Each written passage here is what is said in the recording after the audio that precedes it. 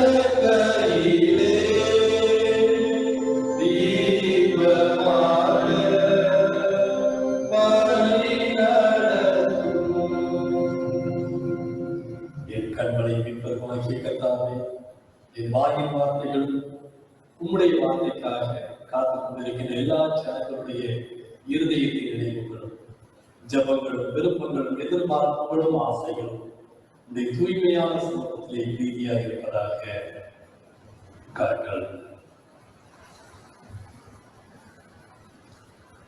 ஆண்டவர் மீட்பருமாகி இயேசு கிறிஸ்துவினால் உண்டாகிற மெய்யான சமாதான அன்பை இந்த பரிசுத்த நாளின் காலை ஆராதனையிலே ஆண்டவரை தொழுது கொண்டிருக்கின்ற உங்கள் யாவருக்கும் பரிபூர்ணமாய் உண்டாவதாக. கிறிஸ்துக்குள் அவர்களை இந்த நாளிலே ஆண்டவர் நமக்கு கொடுக்க விரும்புகின்ற செய்தி, நற்செய்தி பணிக்காக நீ என்னாலே அழைப்பு பெற்றாய். இந்த உலகத்திலே ஆண்டவருடைய ஜனங்களாக வாழ அழைக்கப்பட்ட நாம் யாவரும் ஆண்டவருக்கென்று நற்செய்தி பணியினை, சுவிசேஷ பணியினை செய்ய வேண்டிய கடமை பெற்றவர்களாக இருக்கின்றோம். அநேக நேரங்களிலே நம்முடைய கிறிஸ்தவ வாழ்க்கை என்பது ஆண்டவர் விரும்புகின்ற நற்செய்தி பணியை ஏற்றுக்கொள்ளாத ஒரு வாழ்க்கையாக இருக்கின்றது. நாம் ஆலயத்திற்கு வருகின்றோம், ஆண்டவரை தொழுது கொள்கிறோம், நாம் பாடல்கள் பாடுகின்றோம், ஆண்டவரை தொழுது கொள்கிறோம், வேதத்தை வாசிக்கின்றோம், ஜெபிக்கிறோம், ஆண்டவரோடு கூட உறவு கொண்டதாக நாம் எண்ணிக்கொள்கின்றோம். ஆனால் ஆண்டவருக்கென்று இந்த உலகத்திலே நாம் எந்த ஒரு காரியத்தையும் செய்ய முடியாமல் அல்லது செய்வதற்கு மனமில்லாமல் நாம் இருக்கின்றோம். இன்றைக்கு ஆண்டவர் நமக்கு கொடுக்கின்ற தலைப்பு, எனது பணிக்காக, நற்செய்தி பணிக்காக நான் உன்னை அழைத்திருக்கின்றேன். கர்த்தரின் பணிக்காக அழைப்பு பெற்றவர்கள் நாம் என்பதை உணர்ந்து கொள்வோம். நற்செய்தி பணிக்கு கிறிஸ்துவின் அழைப்பு. 3 திருமறை பகுதிகளை நாம் தியானிக்க இருக்கின்றோம். நற்செய்தி என்றால் என்ன? ஏசாயா 52வது அதிகாரத்துல 7வது வசனம் இவ்விதமாய் சொல்கிறது. ஏசாயா 52:7, சமாதானத்தை கூறி நற்காரியங்களை சுவிசேஷமாய் அறிவித்து ரட்சிப்பை பிரசித்தப்படுத்தி உன் தேவனாகிய கர்த்தர் ராஜரீகம் பண்ணுகிறார் என்று சீயோனுக்கு சொல்லுகிறவருடைய பாதங்கள் எவ்வளவு அழகா இருக்கின்றது. எது நற்செய்தி பணி என்றால் அந்த வசனம் மிக தெளிவாக சொல்லிவிட்டது. சமாதானத்தை கூறி அறிவிப்பது அது ஒரு நற்செய்தி. இந்த உலகம் சமாதானத்திற்காக தவித்துக் கொண்டிருக்கிறது. எப்படி ஆக்சிஜனுக்காக இந்த நாட்கள்ல ஜனங்கள் தவித்துக் கொண்டிருக்கிறார்கள் அல்லவா, அதுபோல சமாதானம் என்பது ஒரு நல்வாழ்வுக்கான ஆக்சிஜன் போல, உயிர்வழி காற்று போல.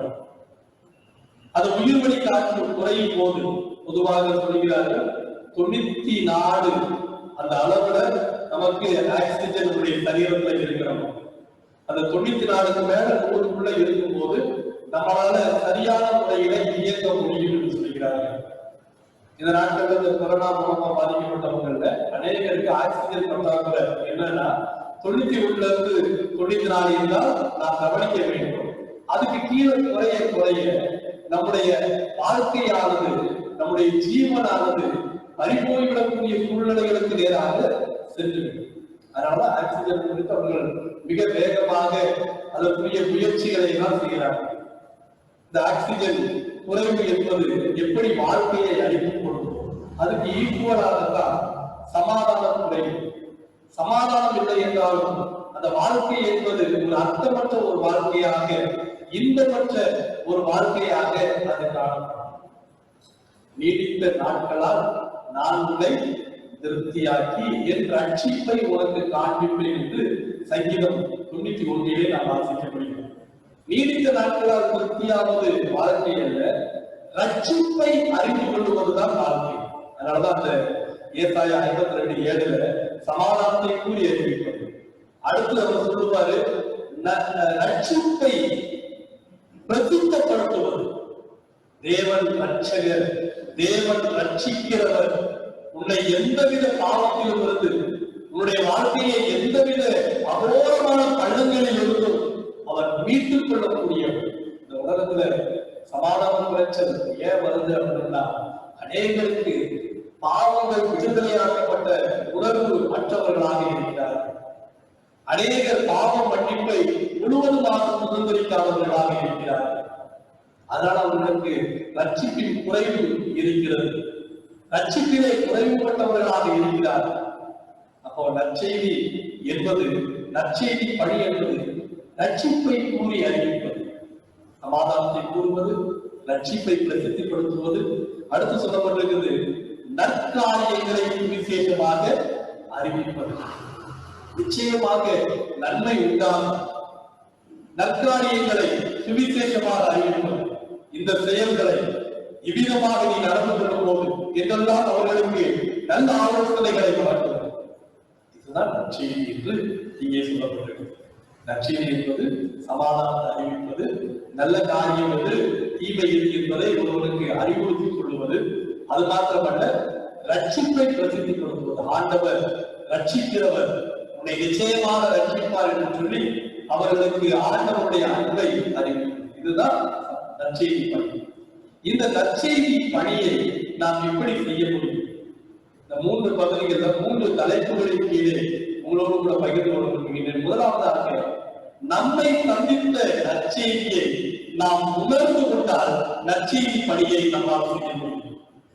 நம்மையும் இந்த நற்செய்தி, நம்மை சந்தித்த நற்செய்தியை நாம் உணர்ந்து கொள்ள அழைக்க முடியும். அநேக நேரங்கள்ல பிறருக்கு சொல்லுவதற்கு நாம் ஆயத்தப்பட்டு விடுகின்றோம். ஓகே, சொல்லிடலாம்.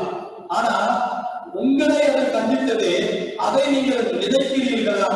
உங்களை அது சந்தித்ததே, அதை உணர்ந்திருக்கிறீர்களா என்பதை ஆண்டவர் சுட்டிக்காட்ட விரும்புகிறார். இந்த முதல் பகுதி எசேக்கியேல் 34வது அதிகாரத்துல நற்செய்தி எப்படி நம்மை சந்தித்தது என்பதைத்தான் பார்க்க போகிறோம். நற்செய்தி எப்படி சந்தித்தது? 22 25 வசனத்துல நீங்க பாத்தீங்கன்னா, நசுங்கிய வாழ்க்கையை நலம்பெற செய்ததுதான் இந்த நற்செய்தி. நசுங்கி போன வாழ்க்கை. இங்க ஒரு உருவகம் சொல்லப்பட்டிருக்கு, நம்ம எல்லாருக்கும் தெரியும். நான் அவர்களை அப்படின்னு ஒரு வார்த்தை போடுவோம். அவர்கள் யார் அப்படின்னா கிறிஸ்துவின் ஆடுகள் என்று அர்த்தம், கிறிஸ்துவின் மக்கள் என்று அர்த்தம். அவர்கள் எந்த நிலைமையில இருந்தாங்க அப்படின்னு பாத்தீங்கன்னா, இந்த எசேக்கியேல் 34வது அதிகாரத்துல இந்த உலகத்துல ஆண்டவர் சொல்றாரு, நான் ஆடுகளுக்கும் வெள்ளாடுகளுக்கும் நியாயம் தீர்ப்பேன், என்னுடைய ஆடுகளுக்கும் இந்த உலகத்துல தெரிகின்ற மற்ற ஆடுகளுக்கும் நியாயம் தீர்ப்பேன். இந்த உலகத்துல இருக்கின்ற ஆடுகள் என்ன பண்ணுகின்றது? என்னுடைய ஆடுகளை, என்னுடைய மந்தையை, என்னுடைய மக்களை அவர்கள் நசுக்குகிறார்கள். இந்த ஓமானத்தை நீங்க பார்த்தீர்கள், 19வது 18வது வசனத்துல நீங்க பாத்தீங்கன்னா இந்த ஓமானத்தை இன்னும் தெளிவா சொல்லியிருப்பாரு. இந்த உலகத்தில் உள்ள ஆடுகள், வலிமையான ஆடுகள் என்ன பண்ணுதுன்னா, நல்ல மேய்ச்சலை மேய்ந்து உங்கள் மேய்ச்சல்களில் மீதியானதை உங்கள் கால்களில் மிதிக்கலாம். அந்த அவர் சொல்றாரு, நல்ல மேய்ச்சல் மேய்ந்தாச்சு, ஆடு நல்லா சாப்பிடுச்சு. பின்னாடி சாப்பாடே இல்லாம உணவில்லாத நிலையில ஒரு கூட்ட ஆடுகள் வருகிறது. இந்த ஆடு என்ன பண்ணுதுன்னா, அந்த ஆடுகளை, அந்த ஆடுகள் சாப்பிட விடாதபடி அந்த மேய்ச்சலை தங்கள் கால்களினாலே கெடுத்து போடுகிறது. அடுத்து நீரோடைகளிலே சென்று தண்ணீர் பருகுகிறது. வலிமையான ஆடுகள் தண்ணீர் பருகின பிறகு பின்வரும் எளிமையான ஆடுகளுக்கு அந்த தண்ணீரை யாரும் செய்யாமல் அந்த தண்ணீரை அப்படியே அது கலக்கி மங்களாக்கி பிற ஆடுகள் குடிக்க விடாதபடி அதை கெடுத்து போடுகிறது. அதுக்கப்புறம் நல்ல சாப்பிட்டு திருப்தியானதுக்கு அப்புறம் இதனுடைய வலிமை கூடி இருக்கும். எளிமையான ஆடுகள் பசியோட, தண்ணீரின்றி தாகத்தோடு வருகின்ற ஆடுகளோடு சண்டையிட்டு அவைகளை முழுவதுமாக விலகீனப்படுத்துகிறது. இந்த உலகத்துடைய செட்டப் அதுதான். வலிமையானவர்கள் வலிமையாகி கொண்டே போவார்கள், எளிமையானவர்கள் நசுக்கப்பட்டுக் கொண்டே இருப்பார்கள். இந்த நிலையை தான் இங்கே ஆடுகளாக சொல்கிறார்கள். வலிமையானவர்களுக்கு வாய்ப்புகள் வந்து கொண்டே இருக்கு. வலிமையானவர்களுக்கு ஒரு பேங்க்ல கடன் என்று சொன்னால், எளிமையானவர்களுக்கு கிடைப்பதை காட்டிலும் கொஞ்சம் வசதி படைத்தவர்களுக்கு மிக எளிமையாக கிடைக்கிறது. சரி, கடன் தான் அவர்களுக்கு கிடைக்கிறது.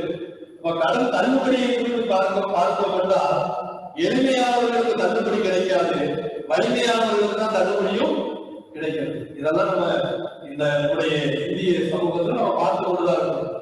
எளிமையானவர்களுக்கு வாய்ப்புகள் மறுக்கப்படுகின்றது, எளிமையானவர்களுக்கு வருகின்ற சலுகைகள் மறுக்கப்படுகின்றது. இப்படி நசுங்கி போய் நாம் கிடந்தோம். இன்றைக்கு ஆண்டவர் நம்முடைய வாழ்க்கையை நலம் பெற செய்திருக்கிறார். இப்படி நம்முடைய வாழ்க்கையை உயர்த்தினாலே இந்த நற்செய்தியை நாம் உணர அழைக்கப்படுகிறோம். நான் ஒரு காலத்துல எப்படி இருந்தேன், இன்றைக்கு எப்படி என் வாழ்க்கை நலம் பெற்றது, இதை நாம் உணர்ந்து கொள்ளும் போது நற்செய்தி அறிவிப்பதற்கு நாம் இயல்பாகவே ஆயத்தப்படுகிறோம். இரண்டாவதாக இந்த பகுதியில் நீங்க பாத்தீங்கன்னா 25வது வசனத்துல 26வது வசனத்துல சொல்லுவாரு, ஏற்ற காலத்திலே மழையை பெய்யப்படுமே, ஆசீர்வாதமான மழை பெய்யும். அது முதல் வசனத்துல துஷ்ட குருவிகள் இராதபடி அழியப்படுவேன் என்று சொல்கிறார். அப்ப இரண்டாவது நான் எதை உணர வேண்டும், அழிவை அகற்றி ஆசீர்வாத மழையை என் வாழ்க்கையிலே பெய்ய செய்தாரே அதை நான் உணர வேண்டும். அழிவுக்குரிய என்னை அழித்தொழிக்கக்கூடிய பாவங்கள், என்னை அழித்தொழிக்கக்கூடிய மனிதர்கள், இவர்களிலிருந்து என் வாழ்க்கையை விலகச் செய்து என் வாழ்க்கையிலே ஆசீர்வாதத்தை ஊற்றினாரே அந்த தேவனுடைய நன்மையை நான் நினைக்கும் போது என்னால் நற்செய்திப்படி செய்யாமல் இருக்க முடியாது. கர்த்தர் செய்த உபகாரங்கள் இவைகளுக்காக நான் எண்ணத்தை செலுத்துவேன். தாவீது சொல்கிறார், கர்த்தர் செய்த உபகாரங்களை எண்ணி பார்க்கும் போது நான் எண்ணத்தை அவருக்கு திரும்ப செலுத்துவேன். ரட்சிப்பின் பாத்திரத்தை எடுத்துக்கொண்டு, ரட்சிப்பின் பாத்திரம் என்றால் நான் அதை ஒரு பாத்திரமாக நான் பார்க்க விரும்பவில்லை, ஏதோ ஒரு பொருளாக பார்க்க விரும்பவில்லை. பொதுவாக கதாபாத்திரம் என்று சொன்னால் ஒரு நபரை குறிக்கும். ரட்சிப்பின் பாத்திரம், ரட்சிப்பின் கதாபாத்திரமாக நான் என் வாழ்க்கையை மாற்றிக்கொண்டு உமது நாமத்தை பொறுத்து கொள்ளுவேன் என்று சங்கீதக்காரர் சொல்கிறார். கர்த்தர் செய்த உபகாரங்கள் அழிவிலிருந்து என்னை மீட்டு ஆசீர்வாத மழையை என் வாழ்க்கையில் பெய்ய செய்தார். அதை நான் உணர வேண்டும். மூன்றாவதாக இந்த பகுதியில் நீங்க பாத்தீங்கன்னா 29வது வசனத்துல சொல்லப்படுகிறது, நான் அவர்களுக்கு கீர்த்தி பொருந்திய ஒரு நாட்டை எழுப்பப்படுவேன், அவர்கள் இனி தேசத்திலே பஞ்சத்தினால் ஆறிக்கொள்ளப்படுவதில்லை, புறஜாதிகள் செய்யும் அவமானத்தை சுமப்பதில்லை. நிந்தைகளை நீக்கி கீர்த்தியின் நாற்றை என் வாழ்க்கையிலே தந்தார். நாற்று அப்படின்னா செடி என்று சொல்லலாம். நாற்று என்று சொன்னால் ஒரு பிரான்ச், ஒரு கிளை என்று நாம் எடுத்துக் கொள்ளலாம். ஆண்டவர் என்ன சொல்லுகிறார், என் வாழ்க்கையில் இருக்கிற நிந்தைகள் எல்லாவற்றையும் நீக்கி அவர் ஒரு கிளையை எழுப்ப பண்ணினார். நீங்க மீகால பாத்தீங்கன்னா யூதேயா தேசத்துல இருக்கின்ற ஊர்களிலே பெத்லகேமே நீ சிறியதாய் இருந்தால் ரட்சகர் உன்னிலிருந்து தோன்றுவார், ரட்சகர் என்கின்ற துளியும் உன்னிலே உதிக்கும் என்று ஆண்டவர் சொல்கிறார். நிந்தையை நீக்கிவிட்டார். நமக்கு இருந்த அவமானங்கள் எல்லாவற்றையும் ஆண்டவர் நீக்கிவிட்டார். நம்முடைய வாழ்க்கையை ஆண்டவர் ஒரு நன்மையாக மாற்றினார், ஒரு கீர்த்தியை நமக்குள்ளாக ஏற்படுத்தினார். கிறிஸ்தவர்கள் என்கின்ற பெயரை நாம் சுற்றி இருக்கும் போது நமக்குள்ளான ஒரு நம்பிக்கை, ஒரு சந்தோஷம், ஒரு கௌரவம் நமக்குள்ளாக இயல்பாகவே வருகிறது. ஆண்டவர் ஒரு கீர்த்தியின் நாற்றங்காலாய் நம்முடைய வாழ்க்கையில் இருக்கிறார். இதை நம்ம நினைத்து பார்க்கணும். நான் இன்றைக்கு அடைந்திருக்கின்ற மேன்மை, இன்றைக்கு நான் அடைந்திருக்கின்ற ஆசீர்வாதம், இன்றைக்கு என் வாழ்வில் இருக்கின்ற நன்மைகள், இவைகள் எல்லாம் எப்படி வந்தது? ஆண்டவருடைய நற்செய்தி என்னை சந்தித்தது. ஆண்டவர் என்னை சந்தித்தார். நற்செய்தி என்னை சந்தித்தது. சமாதானம் என்னும் நற்செய்தி, நற்காரியங்கள் என்னும் நற்செய்தி, ரட்சிப்பு என்னும் நற்செய்தி என் வாழ்க்கையிலே பிரவேசித்ததினாலே இவைகள் எல்லாம் உண்டானது என்பதை உணர நாம் அழைக்கப்படுகிறோம். நற்செய்தி படிக்க செல்கிறவர்கள் நாம் சந்தித்த நற்செய்தியை முதலாவதாக உணர வேண்டும். இரண்டாவதாக நற்செய்தி படிக்க அழைப்பு பெற்றவர்கள் நம்மை மீண்டும் மீண்டும் சந்திக்கின்ற நற்செய்தியை நாம் கொண்டாட அழைக்கப்படுகிறோம். ஒரு முறை சந்தித்த நற்செய்தி அல்ல. நம்ம ஒரு முறை தான் ரட்சிக்கப்பட்டோமா என்றால் இல்லை, அனுதினமும் ரட்சிக்கப்பட்டுக் கொண்டே இருக்கிறோம். நம்ம பாவம் செய்து விலகி போகின்ற விலகின நிலையில் தான் இருக்கிறோம். ஆண்டவரை விட்டு தூரம் செல்கின்ற விலகின சூழ்நிலைகளில் தான் நாம் இருக்கிறோம். ஆனாலும் நற்செய்தி என்பது மீண்டும் மீண்டும் நம்மை சந்திக்கிற நற்செய்தி. அப்ப நற்செய்தி பணி செய்கிறோம் என்றால் ஒரு தடவை சொல்லிட்டு திரும்பி செல்வது அல்ல, மீண்டும் மீண்டும் அவர்கள் நலம் பெற வேண்டும் என்று சொல்லி மீண்டும் மீண்டும் சுவிசேஷத்தை அறிவித்துக் கொண்டே இருக்கிறது. இந்த பகுதியில யோவான் 20வது அதிகாரத்துல ஆண்டவர் இயேசு கிறிஸ்து விவிதமாக தன்னுடைய சீடர்களை சந்திக்கின்றார்.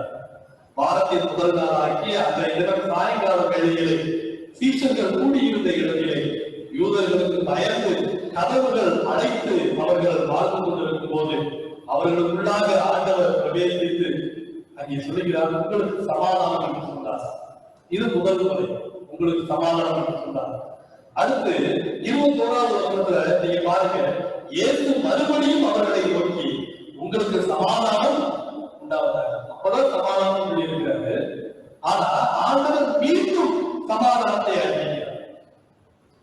நீங்கள் மீண்டும் மீண்டும் நாம் பெற்ற நற்செய்தியை கொண்டாட ஆரம்பிக்கிறீர்கள். நீங்க நற்செய்தி பணி செய்யும் போதும் ஒரு முறை செய்வது அல்ல, மீண்டும் மீண்டும் அதை செய்ய வேண்டும். ஆண்டவர் மறுபடியும் அவர்களுக்கு சமாதானத்தை கொடுக்கிறார்.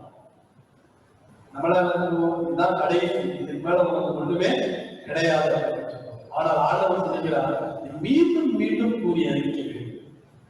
பேதுரு தன்னுடைய சகோதரன் தனக்கு விரோதமாக பாவம் செய்தார், தனக்கு விரோதமாக குற்றம் இழைத்தார், தீங்கு இழைத்தார்.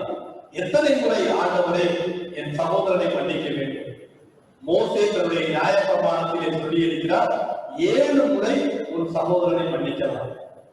7 முறை மன்னிக்கலாம் என்பது நியாய பிரமாணம். இயேசு கிறிஸ்து அவர் கேட்கிறார், 7 முறை மன்னிக்கலாமா? அப்படின்னா என்ன அர்த்தம்? அவன் சகோதரன் 6 முறை தப்பு பண்ணிட்டான் அர்த்தம். 7வது முறை நெருக்கமாயிருச்சு. இனி அடுத்து தப்பு பண்ணா நான் அவனுக்கு என்ன தண்டனை பண்ணணும் கொடுக்கணும்? ஆண்டவர்கிட்ட போய் ஒரு சின்ன அட்வைஸ் கேட்கிறேன், அவ்வளவுதான். அவருக்கு பெரிய ஆண்டவருடைய அட்வைஸ்கிறத விட தம்பிக்கு தண்டனை கொடுப்பதற்கு ஆயத்தமாயிட்டார். ஆண்டவர் அங்கே அவருக்கு சொல்ல பார்த்தது, நீ மீண்டும் மீண்டும் அவனுக்கு மன்னி. 7 முறை அல்ல, 7 முறை மன்னிக்க வேண்டும். 7 முறை.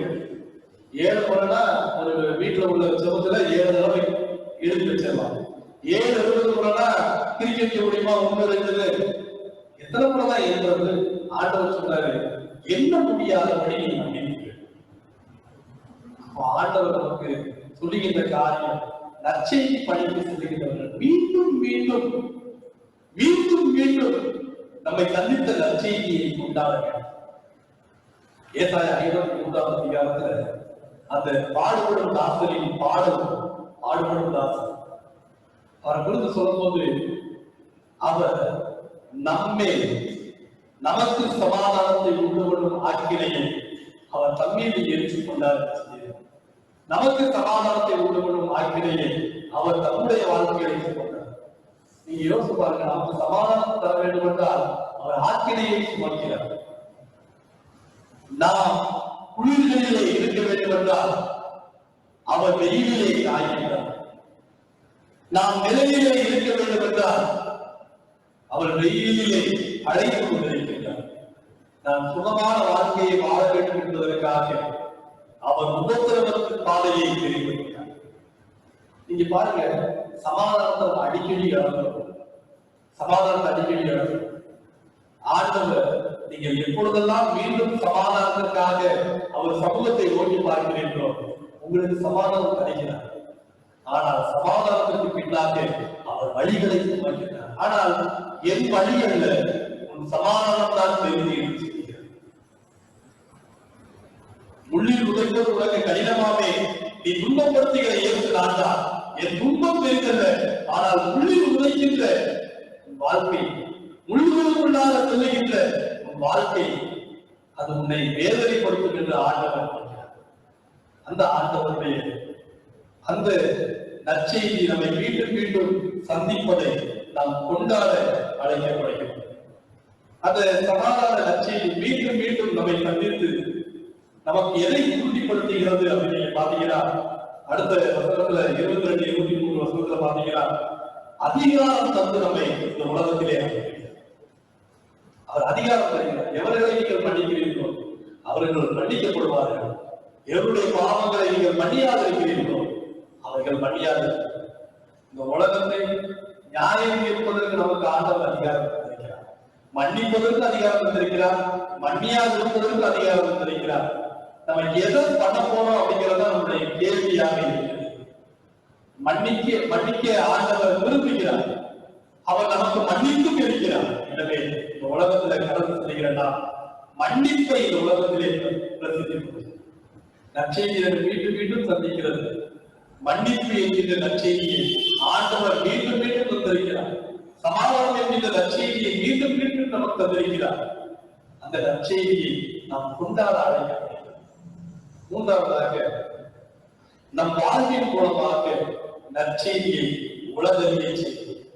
நற்செய்தியை கூறி அறிவிப்பது ஒரு வாழ்க்கை முறை.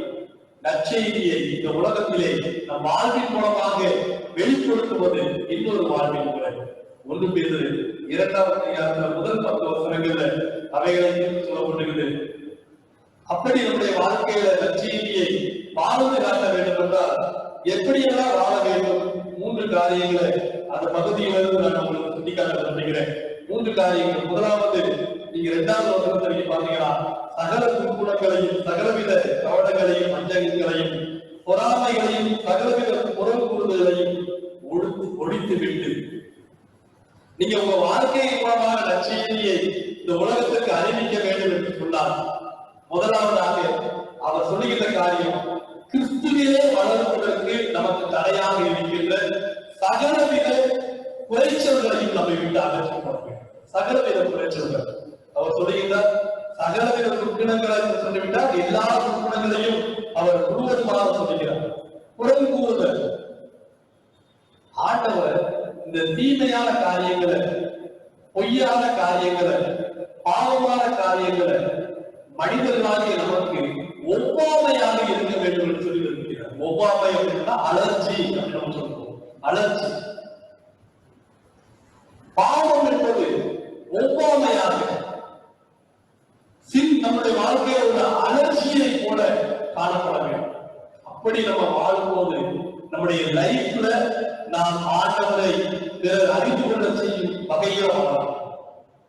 ஆனா ஒவ்வாமையாக இருக்க வேண்டிய பாவங்கள் நம்மோடு கூட அது இல்லை என்றால் வாழ முடியவில்லை என்கின்ற நிலையிலே நாம் அநேக நேரங்களிலே ஒவ்வாமையாக இருந்ததென்றால் அதை நம்மை விட்டு அகற்றலாம். நம்முடைய சரீரத்துல ஏதோ ஒரு பிரச்சனை வருகிறது, தோள்கள்ல சருமத்துல ஏதாவது பிரச்சனை வருதுன்னா அந்த மருத்துவரை அழைத்து போச்சு விடுவாரு. உங்களுக்கு ஏதோ ஒரு அலர்ஜி இருக்குது, அது உணவாக இருக்கலாம், நீங்க பயன்படுத்துகிற பொருளாக இருக்கலாம், அதை மாத்திரம் தவிர்த்துட்டீங்கன்னா உங்களுக்கு எந்த பிரச்சனையும் இல்லைன்னு சொல்லுவாரு. உடனடியாக நம்ம ஆராய்ந்து பார்க்கணும் எந்த உணவு உடைய சரீரத்துக்கு அலர்ச்சி ஏற்படுத்துது, அதை நம்ம அவாய்ட் பண்ணணும். பாவம் என்பது ஒவ்வாமை. நம்ம அதை விலகி இருப்பதற்கு என்ன காரியம் செய்து யோசித்து பார்ப்போம். இரண்டாவதாக அவர் சொல்லுகின்ற ஒரு காரியம் என்னன்னா, திருவசனத்தின் மீது வாஞ்சையாக இருக்க வேண்டும். பைபிள் ஆண்டவருடைய வார்த்தைகள் வேண்டாம், இவைகளின் மீது வாஞ்சையோடு கூட நாம் இருக்க வேண்டும். அதை நேசிக்க வேண்டும், அதை கற்றுக்கொள்ளுகின்ற ஆர்வம் இருக்க வேண்டும். அதுக்கு நமக்கும் தொடர்பற்ற நிலை இருந்ததென்றால், அது நமக்கு தூரமா இருந்ததென்றால் நற்செய்தி நம்மால் நிச்சயமாக அந்த உலகத்திலே சொல்ல முடியாது. அப்படி என்றால் வார்த்தை மிக மிக அவசியம். வார்த்தையோடு நாம் மிகுந்த நெருக்கமான உறவுடையவர்களாக இருக்கிறோம். இந்த காலத்தில் திருமறையை அதிகமாக தியானிப்பதற்கு நாம் நம்மை முழுவதுமாக அர்ப்பணிக்கக்கூடிய நாட்களாக இருக்கிறோம். இந்த காலங்களிலே இன்னும் அதிகமாக ஆண்டவருடைய வார்த்தைகளை தியானிக்க நீங்கள் முயற்சி செய்யுங்கள். அப்பொழுது நிச்சயமாக நற்செய்தி படிக்காத உங்களை நீங்கள் உங்கள் வாழ்க்கையின் மூலமாக நற்செய்தி பணியை செய்ய முடியும்.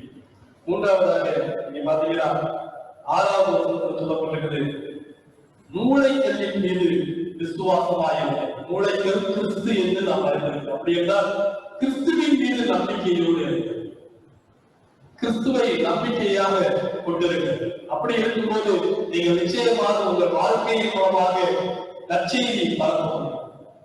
கிறிஸ்து வார்த்தையின் மாத்திரமல்ல, வாழ்வின் மூலமாக அவர் நம்பிக்கை ஊட்டினார். நம்ம நிறைய நேரத்தில் நினைப்போம், இயேசு கிறிஸ்து பேசுற செய்தி தான் ரொம்ப பிரபாதமான செய்தி என்று சொல்லி. இயேசு கிறிஸ்துவின் மௌனம் கூட செய்திதான். இயேசு கிறிஸ்துவனுடைய செய்கைகள் செய்திதான். இயேசு கிறிஸ்து இருப்பதே நமக்கு ஒரு மிகப்பெரிய நற்செய்தி தான். இயேசு கிறிஸ்து நாவினால் மாத்திரம் நற்செய்தி சொல்ல வேண்டும். அவர் தன்னுடைய வாழ்க்கையின் மூலமாக நற்செய்தியை அறிவித்தார். அவர் எந்த விதத்திலையும் தன்னை கடைபிடித்துக் கொள்ளாதபடி எல்லாரையும் எப்பொழுதும் தன்னுடைய அருகாமையிலே வைத்துக் கொள்கின்ற அன்புள்ளவராக, கடவுளுக்கு எந்த நிலைகளையும் தூரமாய் போகாதபடி அவரோடு மிக நெருக்கமான உறவுல அவர் வாழ்ந்தார். உலகத்துல கடை இல்லை. அன்புக்குரியவர்கள் யாரும் அவருக்கு தூரமாய் இருக்கவில்லை. கடவுளோடு கூட உறவிலே அவருக்கு எந்த இடத்திலேயுமே ஒரு பற்றாக்குறை, பஞ்சம் வந்ததே இல்லை. ஆனா நம்ம என்ன பண்றோம்? உலகத்துல ஒரு விஷயத்தை செய்யணும்னா கடவுளுக்குரியதை மறைக்கணும், கடவுளுக்குரியதிலிருந்து விலகி இருக்கணும். எனக்கு வேலை இருக்குது, அதனால ஆலயத்துக்கு வர முடியல, இதை செய்ய முடியல அப்படின்னு நம்ம ஆண்டவருக்குரியதிலிருந்து விலகணும். ஒன்றினை இருக்கும் போது இன்னொன்றை விட்டு விடுகிறோம். இல்ல நாங்க நிறைய ஜெபம் பண்றோம், நிறைய பைபிள் வாசிக்கிறோம், வீட்டுல உள்ளவங்களை கவனிக்கிறது கிடையாது. எனக்கு ஜெபம் முக்கியம், இது முக்கியம், அது முக்கியம் அப்படின்னு சொல்லிட்டு வீட்டில் இருக்கிற மற்றவர்கள் மீது காட்ட வேண்டிய முழுமையான அன்பை காட்டாமல் சொல்லுங்க. ஆனா இயேசு கிறிஸ்து எல்லாத்தையும் ரொம்ப ஈவனா, கரெக்டா, எல்லாத்துக்கும் சரியான விகிதத்துல அன்பு செய்தார். கிறிஸ்துக்குள் நற்செய்தியை நம்முடைய வாழ்க்கையின் மூலமாக அறிவிக்க வேண்டும் என்றால் கிறிஸ்துவை நம்பிக்கையாக இருக்க வேண்டும். 3 காரியங்களை இன்றைக்கு நான் உங்களுக்கு சொன்னேன். முதலாவதாக, ஆண்டவருடைய நற்செய்தியை நாம் அறிவிக்க வேண்டும் என்றால் நம்மை சந்தித்த நற்செய்தியை நாம் உணர வேண்டும். நாம் நலமற்று இருந்தோம், நாம் நம்முடைய வாழ்க்கையில அழிவுக்கு நேராக வழிநடத்தப்பட்டோம், நம்முடைய வாழ்க்கையில் அவமானம் நிறைந்திருந்தது. அவை எல்லாவற்றையும் மாற்றினாரே, அதை நாம் உணர்வோம். நற்செய்தி மீண்டும் மீண்டும் சந்திக்கிறது என்பதை உணர்ந்து அதை கொண்டாட வேண்டும். சமாதானத்தை மீண்டும் ஆண்டவர் சொன்னார், மன்னிப்பை மீண்டும் ஆண்டவர் கட்டளையிட்டார். அப்படி நற்செய்தியை நாமும் பிறருக்கு வழங்க நம்மை ஆயத்தப்படுத்துவோம். அது மாத்திரமல்ல, நற்செய்தி படிக்கினுடைய வாழ்க்கையை அர்ப்பணிக்க வேண்டும். ஆண்டவர் சொல்வது போல கிறிஸ்துவில் வளர்வதற்கு தடையாக இருக்கின்ற எல்லாவித அசுத்தமான குணங்களையும் விட்டொழிப்போம். கிறிஸ்துவின் வசனத்திலே வாஞ்சையுள்ளவர்களாய் இருப்போம். கிறிஸ்துவின் மீது நம்பிக்கை உள்ளவர்களாய் இருப்போம். அப்படி இருக்கும்போது நற்செய்தி படி நம்மூலமாக இந்த உலகத்தில் நடைபெறும். அப்படிப்பட்டவர்களாக இந்த உலகத்திலே நாம் யாவரும் ஜீவிக்க கர்த்தர் நம் யாவருக்கும் கிருபை செய்வாராக. அவர் அருளுகின்ற சமாதானமும் சந்தோஷமும் உங்கள் வாழ்க்கையிலே பெருகி இருப்பதாக. ஆமென். கிறிஸ்துவின் வாழ்க்கையிலே இந்த நாள்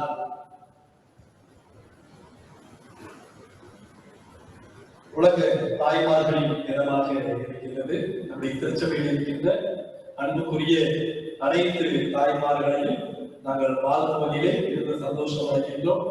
உங்களுடைய அர்ப்பணிப்புள்ள, அன்புள்ள, ஆண்டவருக்கு பிரியமான வாழ்க்கை முறை உங்கள் குடும்பத்திற்கும், இந்த திருச்சபைக்கும், இந்த உலகத்திற்கும், ஆண்டவருக்கும் மிக மிக அவசியம். கர்த்தர் உங்களுடைய எல்லா நிலைகளிலும் உங்களோடு கூட இருந்து உங்களை ஆசீர்வதித்து உங்களை உயர்த்துவாராக. ஆமென். மீண்டும் நாம் யாரும் இணைந்து கீர்த்தனைகள்ல 201வது பாடலை பாடணும். கீர்த்தனைகள்ல 201வது பாடலை பாடும்போது நான் ஆண்டுடைய சமூகத்திலே படைப்பதற்கென்று காணிக்கைகளை பிரத்யேகப்படுத்தலாம். நாம் ஒன்று கூடி வருகின்ற நாட்களிலே காணிக்கைகளை ஆண்டுடைய சமூகத்தை படைத்து ஆண்டுடைய நாமத்தை மகிமைப்படுத்துவோம். பாதம் ஒன்றே வேண்டும், இந்த பாதையில் எனக்கு மற்றேது தெரிந்தால் பாதம் ஒன்றே வேண்டும் என்ற பாடலை நாம் யாவரும் இணைந்து பாடுவோம்.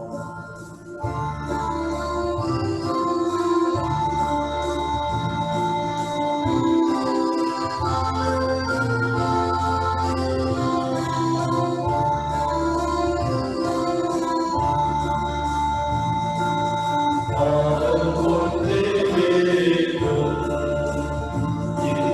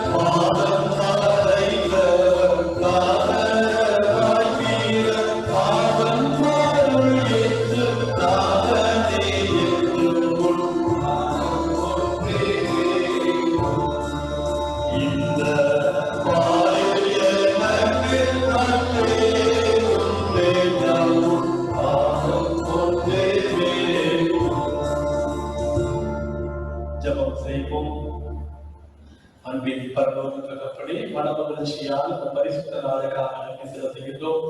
நாங்கள் உமது சமூகத்தை நோக்கி பார்ப்பதற்கு மீண்டும் ஒரு தருணத்தை எங்கள் வாழ்வில் தந்தீரே. கர்த்தாவே, இந்த ஆராதனையிலே இணைந்திருந்த ஒவ்வொருவரையும் கர்த்தர் ஆசீர்வதிப்பீராக. உமது மேலான நன்மைகள் அவர்கள் வாழ்விலே கடந்து வருவதாக. நற்செய்தி பணி செய்ய வேண்டும் என்கின்ற உங்களுடைய அழைப்பை அவர்கள் ஏற்று இந்த உலகத்திலே நற்செய்தியை பரப்ப உதவி செய்வீராக. சமாதானம் என்னும் நற்செய்தி, ரட்சிப்பு என்னும் நற்செய்தி, நற்காரியங்களை அறிவிக்கின்ற நற்செய்தியை இவர்கள் இந்த உலகத்திலே தொடர்ந்து செயல்படுத்த ஆற்றலை தாரும். கர்த்தாவே, ஆசீர்வதியும். கர்த்ததாமே இவர்கள் யாவருக்கும் இந்த இக்கட்டான நாட்களிலே, பெருந்தொற்று பரவி இருக்கின்ற நாட்களிலே இவர்களை முழுவதுமாக பாதுகாப்பீராக. முன்னேயும் பின்னேயும் இருபுறமும் உம்முடைய பாதுகாப்பு இருப்பதாக. கர்த்தாவே, உன்னை தொழுகிறவர் என் கண்மணியை தொழுகிறார் என்கின்ற உமது வேத வாக்கியத்தின்படியே கர்த்தாவே, இவர்களுடைய வாழ்க்கையை நீ சூழ நின்று பாதுகாப்பீராக. கர்த்தாவே, எங்கள் திருச்சபையின் குடும்பங்களை ஆசீர்வதியும். ஜெபத்தில் இருக்கின்ற ஒவ்வொருவரையும் ஆசீர்வதியும். உம்முடைய ஆறுதலினாலும் சமாதானத்தினாலும் நீர் அவர்களை தேற்றுவீராக. உம்முடைய வல்லமையினாலே நீர் அவர்களை கருவுவீராக. விலகினத்தோடு நாங்கள் இருக்கிறோமே கர்த்தாவே, விலக்கார் என்று சொல்லி உம்முடைய சமூகத்திலே ஜெபிக்கிறவர்களை கருவுக்கு பாருங்கள் சுவாமி. கர்த்தாவே, எனக்கு சித்தம் உண்டு, நீ சுத்தமாக இருக்கின்ற உம்முடைய வார்த்தையின்படியே சரீரத்தில் இருக்கிற எல்லா பாடுகள் விலகினங்களை நீக்கி போடுகிறார். வல்லமை காண்பவதாக சுவாமி, நீ சொல்ல ஆகும், நீ கட்டளைகளை நிற்கும் என்று சொல்லி நாங்கள் நம்புகிறோம். கர்த்தாவே, விலகினப்படுத்துகின்ற எல்லாவித விலகின கட்டைகளையும் அவருக்கு கொடுக்கிறார்.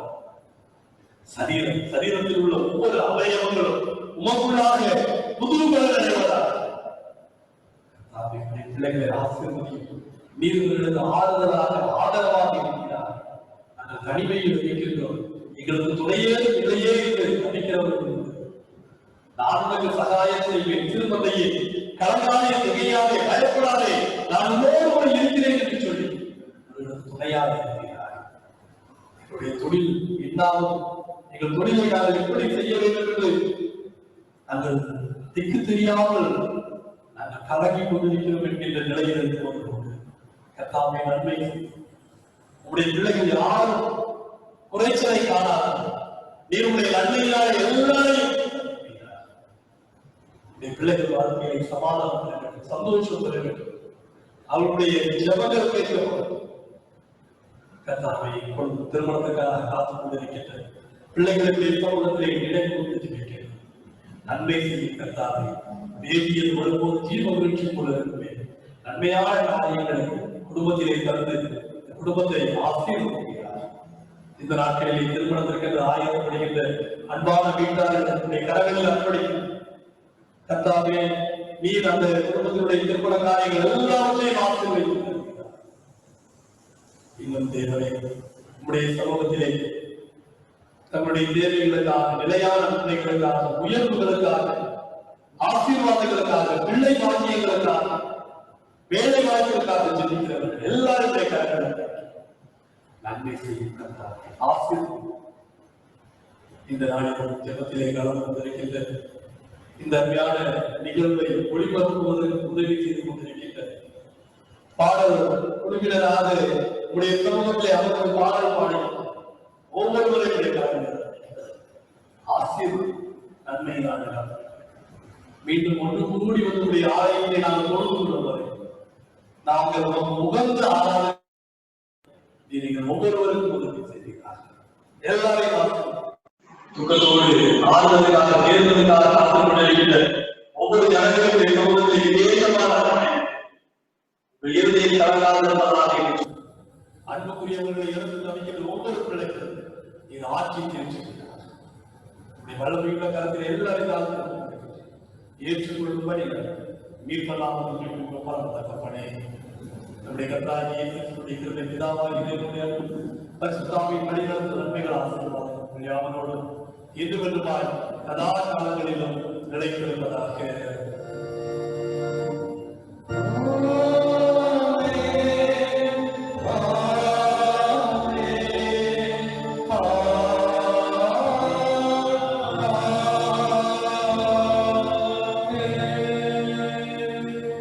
நாம் யாரும் ஜெப நிலையிலிருந்து 2வது கீர்த்தனை பாடல் இம்மட்டும் தெய்வ திருவை அடியேனை ரட்சித்து இந்த பாடலை இணைந்து பாடல் 82வது பாமாலை பாடல்.